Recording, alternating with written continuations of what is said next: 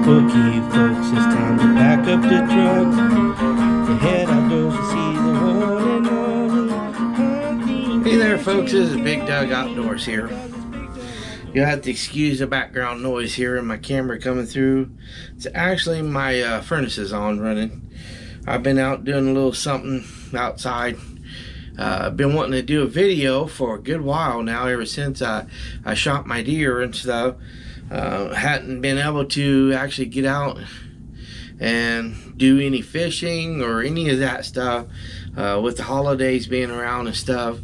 And I just want to thank you guys for watching my YouTube channel as well with this. Through these holiday stuff, it's kind of hard for me and my family.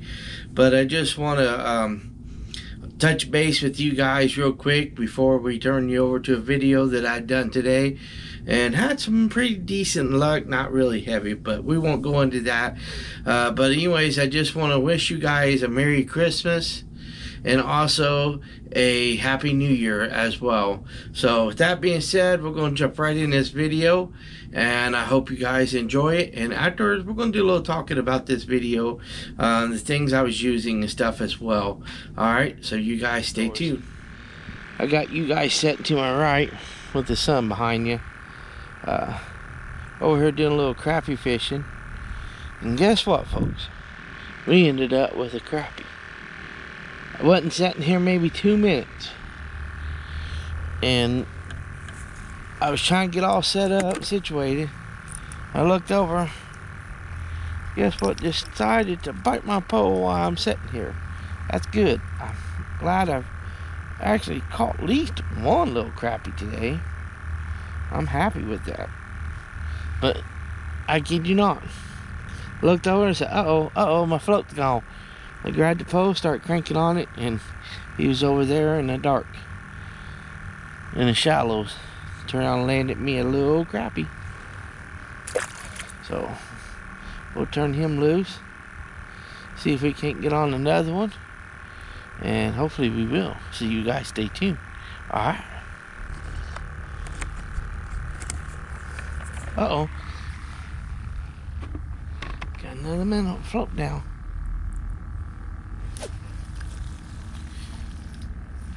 Oh, what do we got? Oh, nope, he got off. That one got away from us. I looked up, this one's gone. Well. Oh, float gone.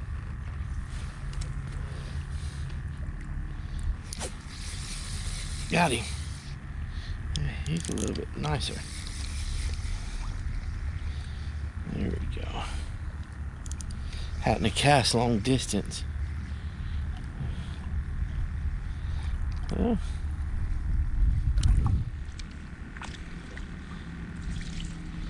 There he is.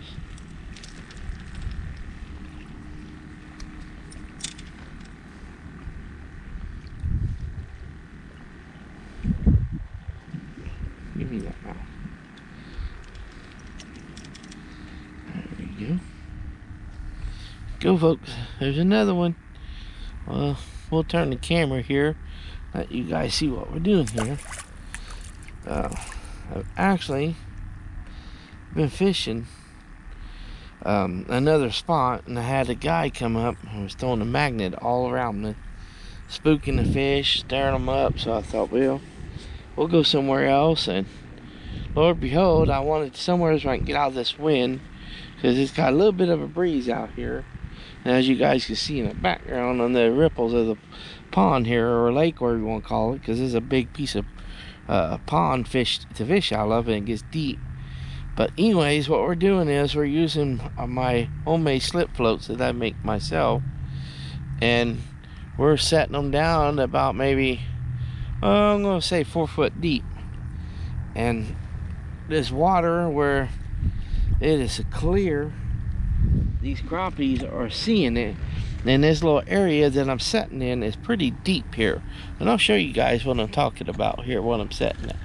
I'm actually over here by the crane, if you can see that. And out here and stuff out in the deep, metal is deep, and I'm throwing them back towards that bank over there, and then letting them drift back this way, and they're hitting them pretty good. And they're actually biting on both sides of the bank. Because the one I had up here with my first bite that I missed was actually up here close to where I'm sitting at. So we'll get us another old minnow and send him out there. It's always good when your hands are cold, freezing, because that usually means the bite is doing pretty good.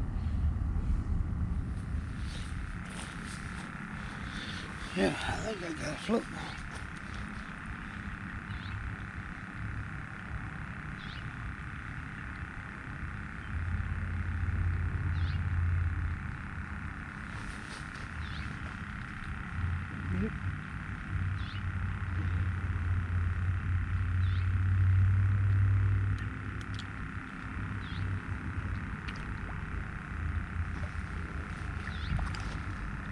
Good crappie. Right here, folks. He's a decent sized crappie here.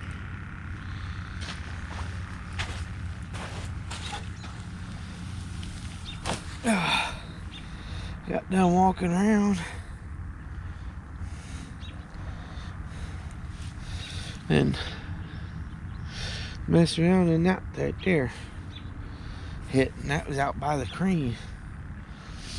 I think we might put him back. See if we can't get on us another old crappie.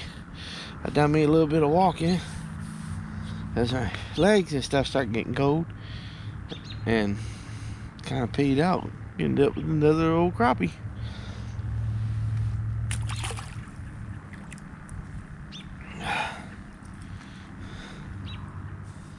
So there you go, folks. As you see in my video, I caught some crappie. Yeah. Well, I'm going to talk a little bit about my rig setup before I end this video. And I'm going to try to do it as fast as I can, so that way I don't burn your ears up. You know what I mean? But anyways, I had a gentleman one time, a good friend of mine, introduced me to these style bobber stops. And it was for catfish, and he loved them. And you have to be careful on when you order them, because I've learned that you can order them off of Amazon in bulk, and it saves you quite a bit of money doing that instead of going to your nearby. Daggone, help me out here. Your nearby bait shop. So I ended up messed up on the first one, and I got the too big of one, and I actually used those on my catfish rods. But I had to figure out that you have to go by the size line you're going to be using on your rod for this type of slip float setup.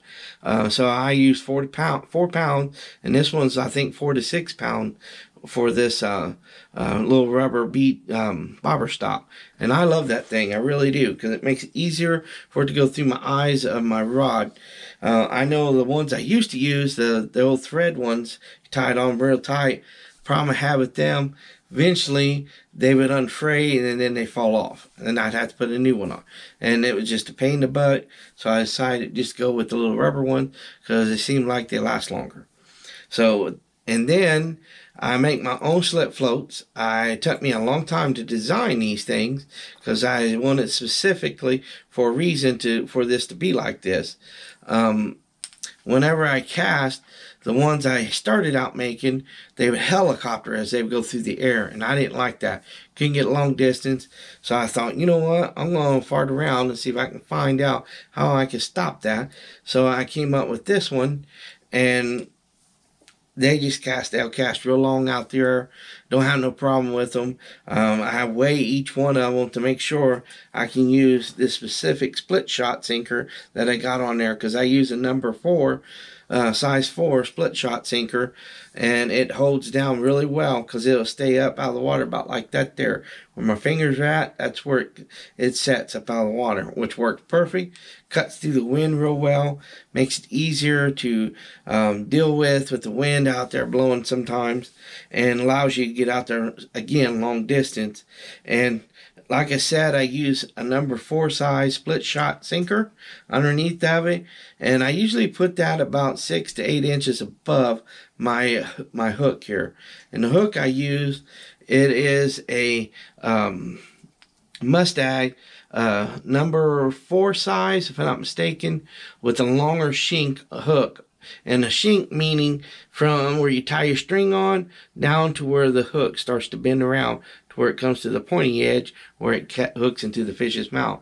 I love the longer ones. It makes it easier when you're out there fishing in the winter months and you forget your tool at home, your little pliers that you use to get the hooks out of the fish mouth, and you're sitting there like this trying to shove your thumb down this fish's mouth, doing everything trying to get it off, and the whole time you have a pole in the water catching fish.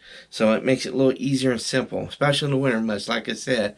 So with that being said, I didn't want to bore you guys to death any longer than I have to. I just want to thank you guys for watching my YouTube channel. Thank you for the ones that subscribe. If you haven't, please do so, and tell a friend, family, neighbor about it, folks, because I surely would appreciate it. And like I always say, God bless and good luck to you upcoming hunting, fishing, camping here in 2023, folks. We'll catch you guys till next time.